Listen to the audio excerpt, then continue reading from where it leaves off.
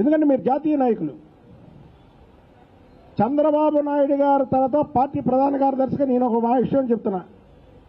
ఎవరేమనుకున్నా చంద్రబాబు నాయుడు గారి తర్వాత తెలుగుదేశం పార్టీకి నాయకుడు లోకేష్ బాబు గారే.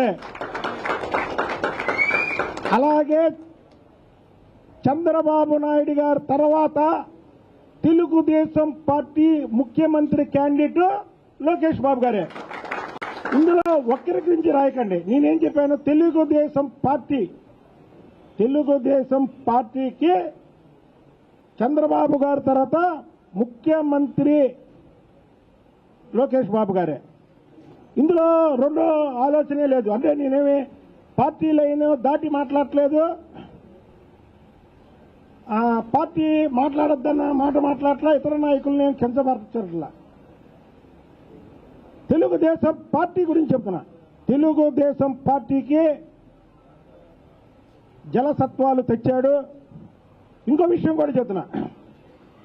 ఇటువరకు తెలుగుదేశం పార్టీ ఎన్నికలు వచ్చినప్పుడు వ్యూహ రచనలకి చంద్రబాబు నాయుడు గారు ఒక 10-15 మందిని మా లాంటి వాళ్ళని వేసుకునేవాడు. వేసుకొని మా అన్ని ఇన్ని ఏదో చేసేవాడు.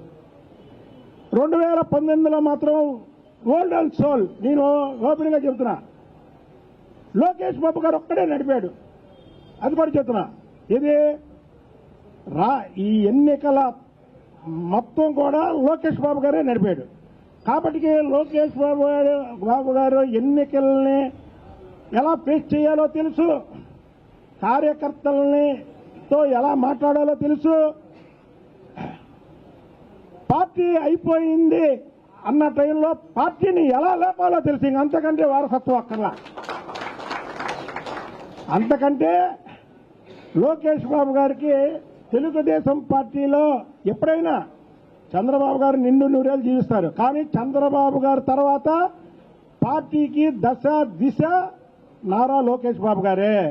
అలాగే తెలుగుదేశం పార్టీకి చంద్రబాబు గారి తర్వాత ముఖ్యమంత్రి క్యాండిడేట్ లోకేష్ బాబు గారే అని తెలియజేస్తున్నా. ఏంటి, ఆయన పుట్టినరోజు నాడు ఇవాళ కార్యకర్తలు రాష్ట్రం మొత్తం కూడా అనుకునే మాటలు. నేను పార్టీ కూడా మాకు లైన్ ఇచ్చింది, ఏమని, మీరు అనవసరంగా ఏం మాట్లాడొద్దని.